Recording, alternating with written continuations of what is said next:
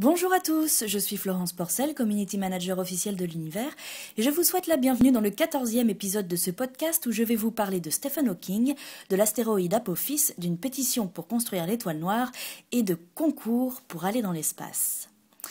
Commençons avec la personnalité de la semaine pour qui j'ai beaucoup de respect et d'admiration, puisqu'il s'agit de Stephen Hawking, le célèbre physicien et cosmologiste anglais qui a fêté ses 71 ans le 8 janvier dernier.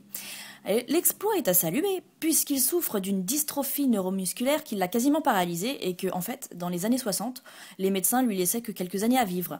Donc voilà, la médecine n'est pas une science exacte. Et donc le voilà, à 71 ans, avec une carrière de chercheur incroyable derrière lui, puisqu'il est sans doute le scientifique le plus connu au monde. Il a écrit des livres de vulgarisation qui se vendent comme des petits pains, et d'ailleurs je vous conseille notamment sa brève histoire du temps et l'univers dans une coquille de noix. Et il est en pleine forme, si j'en crois cette publicité qui vient de sortir. And, after a lifetime of study, I have finally calculated and formalized the exact conditions needed to generate a supermassive black hole. What will you do with it, Professor?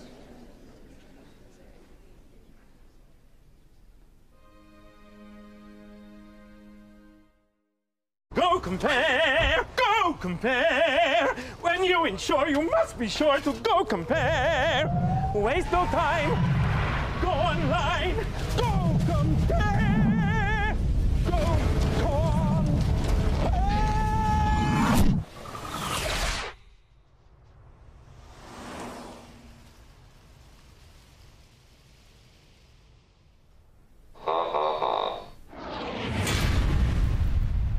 Voilà, donc Stephen Hawking, si jamais vous m'entendez, je vous souhaite un très chaleureux anniversaire et je suis sûre qu'il y en aura beaucoup d'autres parce que vous n'avez pas fini de nous surprendre. Et pour rester dans les choses surprenantes, voici les images de la semaine, il y en a deux, qui viennent de Mars. Alors la première provient de Curiosity qui a brossé dernièrement un petit morceau de roche. Et il se trouve que Mars est toute pâle, toute grise, toute beige, sous sa poussière rouge, c'est rigolo. Je m'y attendais pas, c'est marrant.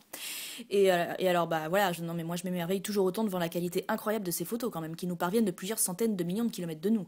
C'est fascinant de recevoir des détails aussi précis d'une autre planète. Voilà.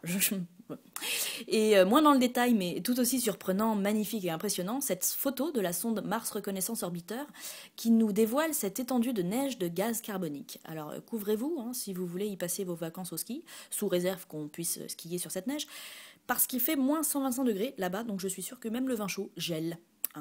Donc merci en tout cas au blog Globule et Télescope sur lequel j'ai découvert cette photo. Si vous ne connaissez pas, à l'occasion, je vous le conseille de le mettre dans vos favoris, il est vraiment top. Restons dans les images. Tiens, avec la rubrique culturelle de la semaine, le Père Noël m'a apporté un beau livre qui s'appelle Le Grand Atlas de l'Astronomie. Il est sorti le 24 octobre dernier et il regorge de photos toutes plus belles les unes que les autres sur du papier glacé de super qualité. En plus, c'est un très grand livre puisqu'il fait 37 cm de haut pour 27 cm de large, ce qui permet vraiment de totalement se plonger dans les images, surtout quand elles sont en double page évidemment. Et toute sa partie encyclopédique et son glossaire sont passionnants et bien écrits et ça ne gâche rien, évidemment. C'est très instructif et je trouve son prix vraiment très raisonnable puisqu'il est vendu 29,99 € aux éditions Atlas. Donc si vous voulez vous faire plaisir, c'est vraiment un très beau cadeau que je vous conseille. Et passons maintenant au tweet de la semaine qui nous arrive tout droit de l'espace, puisqu'il s'agit du compte de Chris Hadfield qui se trouve actuellement dans la Station Spatiale Internationale, et que je vous conseille de suivre d'ailleurs parce que c'est passionnant. Et puis, enfin voilà, ce sont des messages qui ont été envoyés de l'espace. De l'espace, directement quoi. Enfin, truc de ouf. Bref. Et Chris Hadfield tweet régulièrement des photos, dont celle-ci de la Lune vue de l'ISS. C'est beau. Voilà. C'est beau. Et d'ailleurs, je me demande si les astronautes d'ailleurs à bord de l'ISS en ce moment ont pu apercevoir l'astéroïde Apophis qui est passé pas loin de nous mercredi dernier. Alors Apophis, c'est l'événement de cette semaine puisqu'il fait partie des géocroiseurs les plus dangereux. Donc les géocroiseurs, ce sont des gros cailloux de l'espace qui évoluent à proximité de la Terre. Alors là, il est passé à plus de 14 millions de kilomètres de nous cette semaine, ce qui était une distance plus que raisonnable. Mais comme il doit nous frôler vraiment en 2029, on en a profité pour l'observer et mieux le connaître. Et il se trouve qu'il est plus gros que prévu de 20%. Alors déjà que quand on pensait qu'il mesurait 270 mètres de diamètre, il aurait fait autant de dégâts que 25 000 bombes d'Hiroshima s'il nous tombait sur le dessus du nez. Alors imaginez le bazar maintenant qu'on sait qu'il fait 325 mètres de diamètre. Alors, ne nous affolons pas, la NASA en a profité pour affiner ses calculs, il ne passera que à 31 300 km de nous le 13 avril 2029, ce qui est un chouïa plus que le 10e de la distance Terre-Lune, donc on aura chaud aux fesses, mais a priori pas trop de risque de collision non plus en 2036 quand il reviendra nous dire bonjour, puisque les risques étaient estimés à 1 sur 1 million.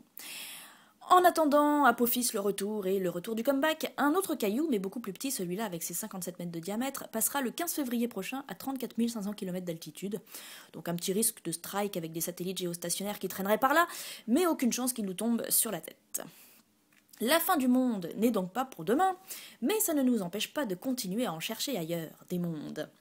Et c'est l'info de la semaine avec un chiffre astronomique qui nous a été dévoilé lundi dernier par l'American Astronomical Society, à savoir 17 milliards, qui correspond au nombre de planètes d'une taille similaire ou proche de celle de la Terre dans la Voie lactée, ce qui fait en moyenne une planète de ce genre toutes les 6 étoiles de notre galaxie. Alors ça ne veut pas dire qu'elles sont potentiellement habitables, attention, mais sur 17 milliards, même si le pourcentage est vraiment faible, ça laisse quand même de grandes chances pour qu'il y en ait quelques-unes où la vie ait pu se développer. Toute autre chose, souvenez-vous, début décembre, je vous parlais de la pétition américaine pour construire l'étoile noire. Eh bien figurez-vous qu'elle a atteint 34 000 signatures, soit 11 000 de plus que ce qu'il fallait au minimum pour que le gouvernement américain se penche dessus et donne une réponse. Et cette réponse est tombée le 11 janvier dernier et elle est à la fois drôle, intelligente et pédagogique. Alors c'est non, bien sûr, les États-Unis ne construiront pas l'étoile noire, mais Paul Shawcross, le directeur de la division Sciences et Espace de l'administration fédérale, a expliqué pourquoi en 3 points, avant de décrire le programme spatial américain, d'encourager les jeunes à poursuivre une carrière scientifique et de conclure sur ces mots. Alors je vous cite.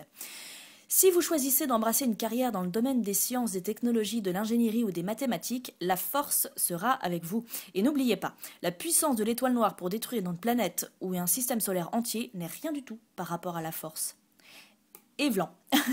Donc si vous lisez l'anglais, je vous conseille de jeter un œil sur ce texte, il est pas très long et il est vraiment top. Et pour finir, faisons un tour du côté du bidule connecté de la semaine. Alors figurez-vous que les déodorants Axe lancent un concours pour gagner un voyage dans l'espace. Ça s'appelle la Axe Apollo Space Academy et 22 personnes dans le monde, dont un Français, gagneront leur ticket à bord de la navette spatiale de la compagnie de tourisme spatial NXC pour un vol de 30 minutes à 103 km d'altitude. Et c'est Buzz Aldrin en personne qui a lancé l'opération. Good afternoon, everyone. I'm Buzz Aldrin. 44 years ago, I made a brave decision to journey into space, and it changed my life forever. And now you too can become a member of this privileged group and experience everything that I have. The Axe Apollo Space Academy is looking for regular people like you to go into space. If selected, you'll be sent to our space camp in Florida for rigorous astronaut training. The top recruits will then be rocketed into suborbit in an SXC spacecraft. Are you ready to make history?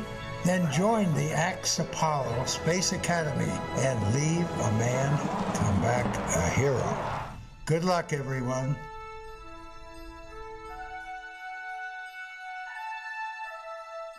Oui, vous avez bien entendu. Le slogan de toute l'affaire, part en homme, revient en héros. Alors bon, ça se tient, pour une marque qui vend des déodorants masculins, ça se tient. Mais moi, je compte bien partir en femme et revenir en héros quand même. Alors je me suis inscrite.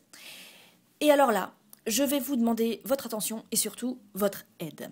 Parce que pour faire partie des 5 Français présélectionnés, c'est très simple, il suffit d'avoir le plus de votes. À l'heure où je vous parle, je suis classée 12e avec 45 votes, ce qui est ridicule, convenons-en. Mais vous êtes des milliers à écouter ce podcast. Je le sais, j'ai les chiffres. Alors, je suis sûre que je peux faire partie du top 5, j'en suis sûre. Alors, si vous appréciez ce podcast, la plus belle, la plus incroyable façon de me remercier est de voter pour moi pour me donner une chance de gagner ce ticket pour l'espace. Et la vache, je vous promets que je vous raconterai tout du début jusqu'à la fin. Je vais donc faire un billet sur mon blog, florenceporcel.com, avec le lien direct pour voter pour moi. Les votes seront clos le 24 février, ce qui laisse quand même un peu de temps, et je vous jure que si vous me hissez jusqu'à la présélection des 5 Français, je vous revaudrai ça. Voilà. C'est donc sur cet espoir que je place entre vos clics que se termine le premier épisode de cette année 2013. Je souhaite à chacun d'entre vous une merveilleuse, épanouissante et pétillante nouvelle révolution autour de notre soleil. Merci pour les étoiles que vous mettez dans mes yeux quand je lis vos commentaires. Merci aussi pour les étoiles que vous choisissez nombreuses dans mon iTunes. N'oubliez pas de regarder le 20-20h tous les dimanches à 20h sur France 5. Et je ferai un jour un podcast avec des images que j'aurai prises moi-même de l'espace, si vous le voulez bien. À la semaine prochaine.